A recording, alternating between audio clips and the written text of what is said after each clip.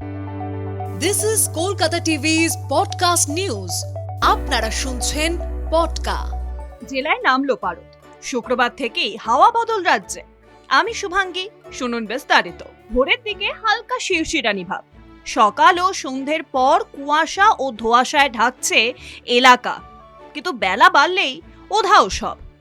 নভেম্বরের মাঝামাঝি হয়ে গিয়েছে, কিন্তু এখনো বাংলায় শীতের আমেজ একেবারেই অনুভূত হচ্ছে না।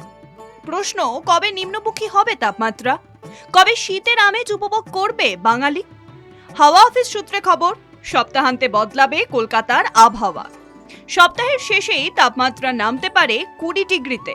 পরিবেশ অনুকূল হবে উত্তরে হাওয়ার প্রবেশে। নভেম্বরের 25 তারিখের পর অবাধ উত্তরে হাওয়ার পূর্বাভাস। আলিপুর আবহাওয়া দপ্তর সূত্রে জানা গিয়েছে, সপ্তাহের শেষেই তাপমাত্রা নামবে স্বাভাবিকের তুলনায় অনেকটাই নিচে। জলীয় বাষ্পের বাধা কাটিয়ে রাজ্যে প্রবেশ করবে উত্তরে হাওয়া। সপ্তাহের শেষে 3 থেকে 4 ডিগ্রি তাপমাত্রা কমার সম্ভাবনাও রয়েছে।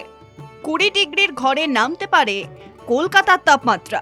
ইতিমধ্যেই জেলার পারদ কিছুটা নিম্নমুখী হয়েছে। 14 থেকে 15 ডিগ্রিতে নামতে পারে বাঁকুড়ার পারদ।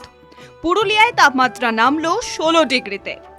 শুক্রবার থেকে দক্ষিণবঙ্গের জেলাগুলিতে তাপমাত্রার পারদ নামবে। সব জেলায় অনুভূত হবে শীতের আমেজ। আগামী কয়েকদিন দক্ষিণবঙ্গের প্রায় সব জেলাতেই শুষ্ক আবহাওয়া বজায় থাকবে। পশ্চিমবঙ্গের সব এলাকাতেই রাতের তাপমাত্রা 1-2 ডিগ্রি নামতে পারে। উত্তরের জেলাগুলিতে হালকা শীতের আমেজ অনুভূত হচ্ছে। দার্জিলিং, কালিম্পং এবং পার্বত্য এলাকায় হালকা বৃষ্টির সম্ভাবনাও রয়েছে। বাকি কোনো জেলাতেই বৃষ্টির কোনো সম্ভাবনা নেই। মূলত শুষ্ক থাকবে আবহাওয়া। পাহাড়ি এলাকায় জলীয় বাষ্প থাকায় বাতাসে ধোঁয়াশা সৃষ্টি হবে।